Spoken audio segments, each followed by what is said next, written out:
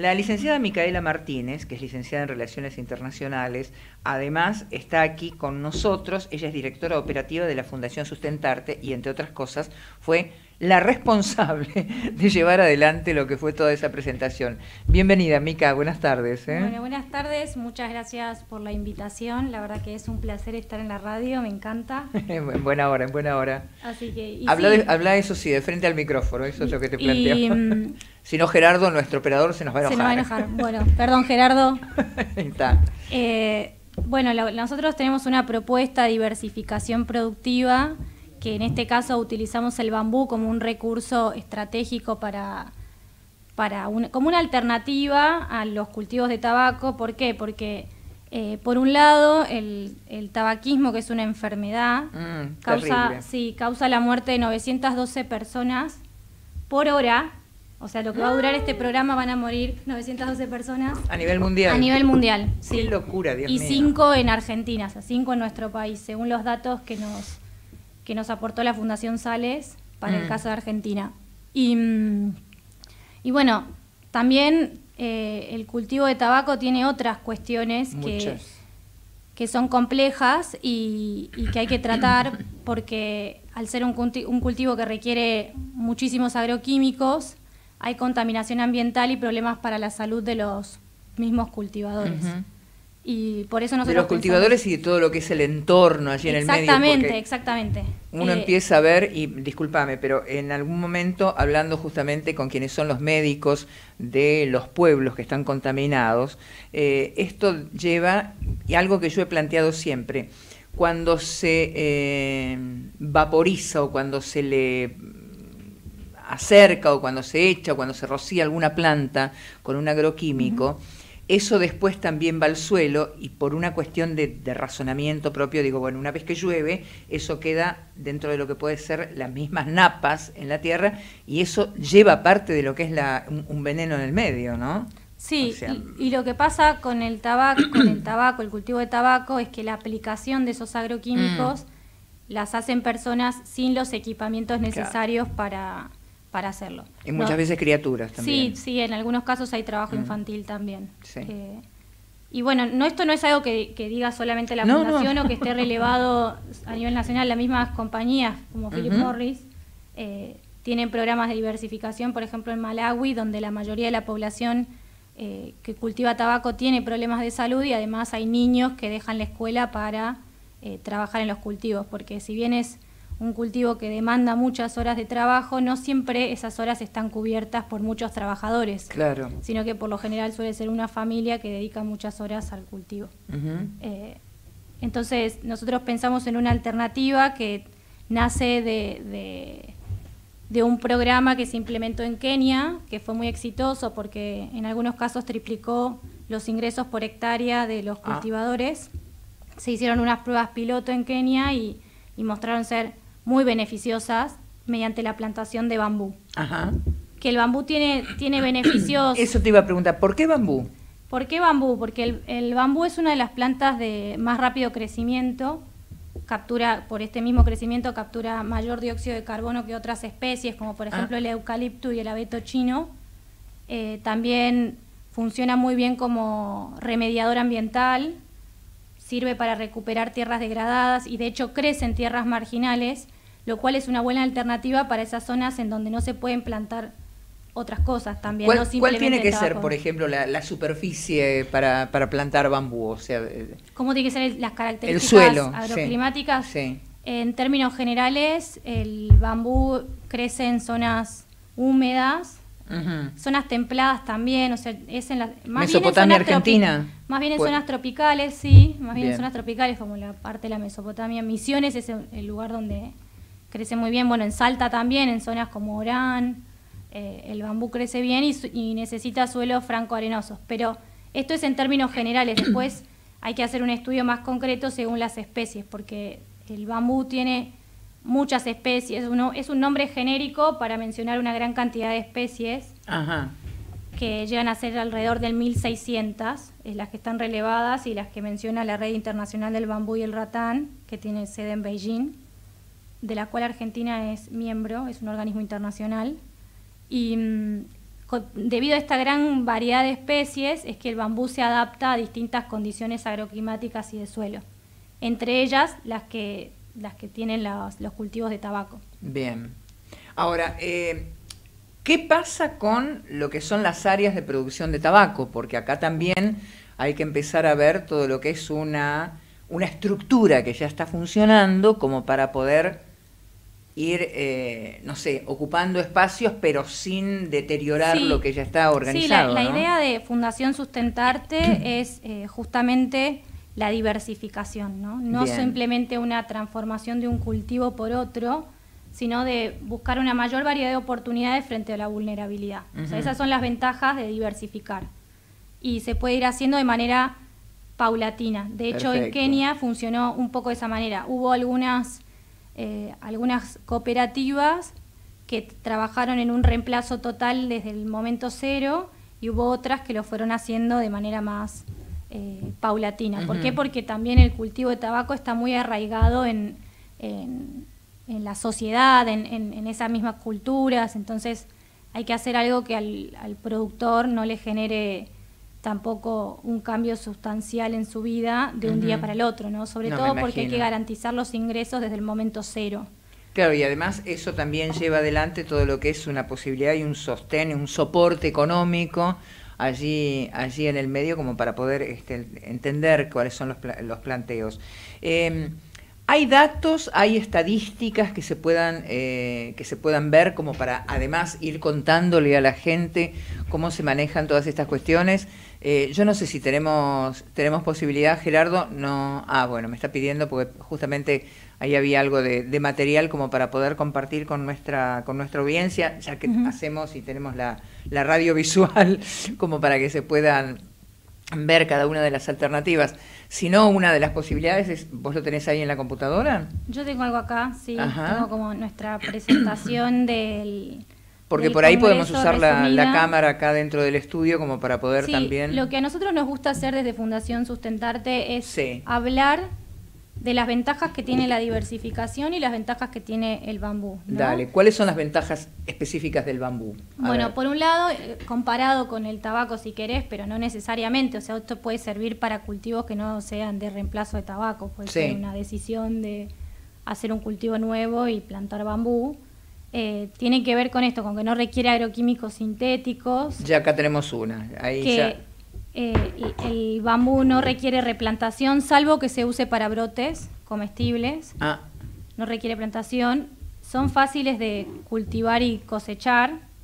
Es bastante sencillo el trabajo y además eso permitió, por ejemplo, en el caso de Kenia, tener más horas disponibles para otro tipo de cultivos u otro tipo de actividades. Las personas que trabajaban en las plantaciones de bambú después tenían más tiempo para hacer ocio, que también es importante y necesario en la calidad de vida de los seres humanos. Totalmente. ¿Qué se usa de la planta de bambú? Bueno, el bambú, una de sus ventajas es que tiene una variedad de productos y servicios derivados de su aprovechamiento. Por ejemplo, en algunos casos se puede utilizar para lo que yo contaba la otra vez en el Congreso, se puede utilizar para bienes de lujo, como por ejemplo se hacen construcciones con altos estándares y por lo general en zonas turísticas donde va población que le interesa conectarse nuevamente con la naturaleza y que puede pagar un precio elevado por eso. Sí, y ahí se hacen, por ejemplo, lodge, así hoteles o espacios de yoga, por ejemplo, que es una tendencia. En Bali hay toda una villa construida con bambú y también está pasando algo similar, no solo con bambú, sino con alternativas naturales de construcción. Mica, cuando vos decís una villa construida con bambú, la pregunta es verdad que se puede usar el bambú para construir, por ejemplo, una casa, un ambiente, un armado? Sí, o como totalmente. Se ven en las películas de orientales, que vos decís, ¿cómo hacen? No sé, se trepan por un lugar y está hecho todo, y hay flexibilidad, pero hay resistencia por parte del producto. Sí, al bambú se lo conoce como el acero vegetal, ¿no? Es muy resistente, muy liviano y flexible. Y no es solamente algo que se utiliza en China, ¿no? O en Asia, que es lo que comúnmente la gente por ahí conoce del bambú, sino ahí que vamos viendo también, mientras charlamos algunas de lo que son. Eso es parte de la misma presentación, ¿no? Esto es la fundación nuestra. Claro. Y bueno, el bambú sí se usa en construcción, por ejemplo, en Colombia, en Venezuela, en Ecuador, en Perú. Hay tradición de uso de bambú, incluso acá en Argentina también. Pasa que por lo general uno tiene los nombres comunes que con los que nombramos en las comunidades aborígenes a este recurso, por ejemplo la tacuara, tacuapí, tacuarembó, son formas de llamar al bambú a distintas especies de bambú. Ah, mira. Sí, y eso también hay comunidades aborígenes en nuestro país que utilizan el bambú para la construcción, para la cestería, para la artesanía. Por ejemplo, los enviá guaraní en Misiones, tiene una gran tradición de uso del bambú. De hecho, ellos se asientan, hay toda una cosmogonía alrededor de la tacuara, y ellos se asientan en zonas donde crece la planta.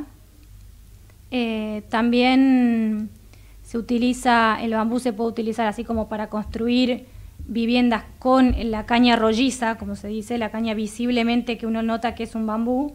También se hacen laminados de bambú, y el aeropuerto de Barajas en Madrid tiene 200.000 metros cuadrados de laminado de bambú en el techo. Sí, la terminal, la T4, como le dicen los madrileños a la terminal de Barajas, es toda de bambú. O sea que esto implica o significa que se puede ir haciendo un reemplazo, básicamente, de lo que estábamos hablando al comienzo, al principio, de lo que es el tema de la plantación de tabaco, en este caso específico, en lo que es el bambú. Además de lo que es el tema de la parte de la construcción específicamente con el tema del bambú, ¿cuáles son las otras aplicaciones? Porque uno ve muchas veces lo que son utensilios, y estamos dando las pero muy buenas tardes a Lino Barañao, que le pedimos por favor que tome asiento, porque además esto es algo... Bienvenido, Lino, pero muy bienvenido. Gracias por estar. Estábamos charlando acá con Micaela, así de frente al micrófono, me dice el operador, como para que puedan salir todos bien. ¿Cuáles son las ventajas del bambú? Hablábamos del tema de la construcción, pero en este caso, y a un doctor en toda la especialización, científico, él, por cierto, con todo lo que tiene que ver con el planteo, ¿cuáles son los otros beneficios y las otras ventajas del bambú específicamente? A ver, el bambú tiene la ventaja de ser el biomaterial que se produce con mayor eficiencia, o sea, que es una planta que crece y produce materia orgánica con más eficiencia que cualquier otro cultivo que conocemos, con la ventaja adicional de que la estructura que tiene la caña de bambú le da propiedades mecánicas muy particulares. Las microfibras que componen el bambú también tienen particularidades que la hacen apta, por ejemplo, para hacer textiles que son bactericidas, textiles que matan los microbios, por así decirlo. ¿Yo puedo tener una camisa de bambú, por ejemplo? Claro, hay camisas de bambú. Bien. En Perú se hacen... No, lo dije como lo que... Y lo puedes comprar en Argentina también, hay producción acá. Y se hacen mezclas de bambú con alpaca también en Perú. Se come también, el brote del bambú es comestible, en la cocina asiática es muy usado. Pero lo que vemos como ventaja del bambú es que puede ser la base de una cadena de valor novedosa y que genere empleo, con características de sustentabilidad ambiental, comercio justo, que es en realidad el motivo por el cual nos interesamos. De nuestra Secretaría, la idea es mostrar que la tecnología puede generar empleo actual y a futuro, sobre todo en aquellas poblaciones que no tienen otra alternativa. Es decir, un poblado de Misiones, de Salta y demás, que hoy o cultiva tabaco o cultiva cualquier otra cosa, pero no tiene un ingreso adecuado, puede diversificar su producción, cultivar bambú, y esto no solo le permite a él producir la caña, sino que también puede procesarla a él o ser la base de que otros vecinos construyan cosas con el bambú. Y no tiene el riesgo del agroquímico. Y no usa agroquímicos. Claro. Y esto es algo muy valorado porque hay todo un nuevo mercado de consumo responsable que valora eso. Un mercado que se está rehusando a usar madera, incluso laminada, porque implica que alguien cortó un árbol en algún lugar. Claro. En cambio el bambú, como es renovable, es un sustituto totalmente aceptable. Entonces, vemos que hay posibilidades para muchas de nuestras provincias que tienen cultivos o poblaciones locales, autóctonas de estas cañas.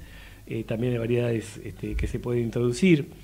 Pero es un caso particular de varias cadenas de valor cortas que estamos analizando, en que, digamos, con pocos eslabones entre el productor y el mercado final, que permite que en el corto plazo uno tenga un resultado económico que permita mostrar que esto realmente es una alternativa. ¿Se tala el bambú?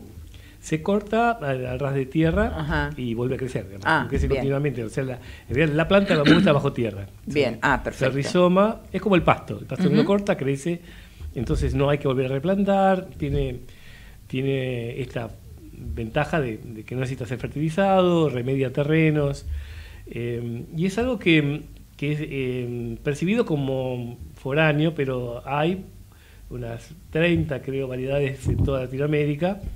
En Colombia se llama guadua, tiene distintos nombres, pero se usan de forma bastante elemental, salvo, bueno, Colombia es líder en Latinoamérica en uso del bambú para construcción y demás. Y la idea es un poco empezar a introducirlo de una óptica diferente. Se veía como un recurso primario para aplicaciones muy elementales.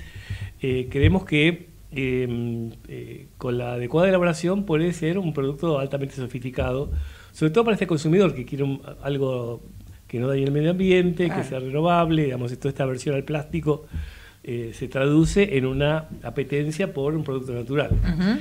Entonces, un poco es un experimento que estamos haciendo, mostrar de otra manera y mostrar en forma integral, porque creo que la diferencia de este taller es que no solo se presenta el potencial, sino que se presentan casos concretos de comercialización, de investigaciones que está llevando adelante el CONICET, algunas universidades, de distintas aplicaciones de esto, con lo cual están todos los elementos para armar efectivamente una cadena de valor. Qué bueno, qué no bueno. No es simplemente una empresa que produce un producto en particular. No, el martes que viene, porque además también comentémosle eso a la audiencia, el martes que viene, el martes 13, a partir de las 8:30 de la mañana, se lleva adelante el seminario, ¿verdad? Sí, requiere inscripción previa, así que busquen... Ya me inscribí, así que ya estoy. Muy bien, muy bien. Muestra que no somos supersticiosos. Martes 13. No, para nada, no. Fácil de recordar. Sí. Así que vengan porque en este evento vamos a mostrar lo que decía Lino, muchos de los usos del bambú y como yo te decía, inicialmente lo puedes usar en cosas que tienen que ver con lujo y otras que tienen que ver con consumo masivo, pero consumo masivo responsable, claro. Y también en un montón de otros productos que obviamente no vamos a abarcar todo en este evento porque la gran cantidad de usos que tiene el bambú es realmente sorprendente y desde, como decía, textiles que tienen posibilidades antibacteriales o para controlar olores, hasta harina para personas. Eso quería preguntar, o sea, ¿cómo se puede usar? Porque recién el secretario hablaba y decía justamente lo que es dentro de la dieta específicamente, en este caso, sobre todo en lo que son los países asiáticos y demás. Pero, ¿yo puedo comer bambú o solamente el panda come bambú? No solo el panda. También otras, hay aves acá sudamericanas que comen. ¿Y qué propiedades tiene? Bambú. Doctor, ¿qué propiedades tiene el bambú? Bueno, en el caso de la harina es apta para celíacos, por ejemplo, porque no tiene gluten, esta proteína, que también hay una demanda de harinas novedosas en todos los mercados. Además, lo caras que son las harinas y los alimentos para los celíacos, ¿no? Sí, tiene una gran cantidad de fibra, eso es y la fibra que es saludable para digamos, de todo punto de vista, para secuestro de sustancias tóxicas y demás. Realmente... cada día surgen nuevas aplicaciones, desde las decorativas hacia algunas farmacéuticas o cosméticas, con lo cual creemos que a partir del cultivo local vamos a poder tener un insumo para muchas industrias diferentes. Y repito, eso tiene que ver con este nuevo mercado de consumo responsable que valora este tipo de cosas. Hay también un tema que ha llevado a cierta controversia porque una de las alternativas es reemplazar el tabaco por bambú y ha habido alguna reacción de los productores tabacaleros. Claro. Estábamos hablando hace un ratito con Mica de eso. Lo que estamos diciendo no es que haya una actividad compulsiva. Claro. Estamos brindando una alternativa para el productor para que o lo haga en paralelo o que tenga el conocimiento para que el día de mañana, como está ocurriendo, la demanda de tabaco va a ir disminuyendo y que tenga una alternativa. Nosotros en la Secretaría hemos apoyado en varias oportunidades, yo he ido personalmente a las cooperativas de productores de tabaco, de Jujuy y demás, así que hay gente innovadora, que tiene una alta tecnología para el cultivo, pero creemos que precisamente ese conocimiento agronómico que tienen puede ser aplicado para otros cultivos. Es decir, no estamos haciendo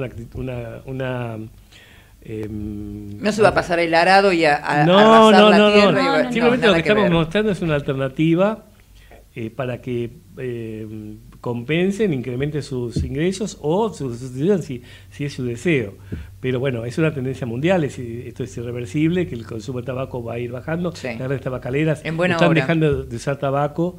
Está bien, hay, dicen, 53.000 puestos de trabajo, pero mueren 44.000 personas por año. Y al Ministerio de Salud le cuesta un 10% de su ingreso el tratamiento del tabaquismo. Entonces, y a ver, perdón Lino, pero recién estábamos hablando con Mica y yo le comentaba, o sea, yo soy exfumadora, hace, 25 años que dejé de fumar, pero la secuela y el daño que deja en el organismo es una cuestión prácticamente irreversible, porque si bien uno puede llevar adelante lo que es un recupero, hay cosas que van quedando como una cicatriz después de una herida. O sea, no. Sí. Eso es una marca que queda para siempre. Y, a ver, yo tengo 3 hijos, de los cuales uno de ellos, o una, mi hija, todavía consume. No, pero no son los que se comen. Digo, bueno, pero es tabaco igual. A ver, esto también tiene un mensaje de salud específicamente que hay que llevarlo adelante, ¿no? Sí, digamos. No se puede tener esta actitud de extorsiva, decir, porque hay gente que trabaja, vamos a continuar con una industria que sabemos que es nociva.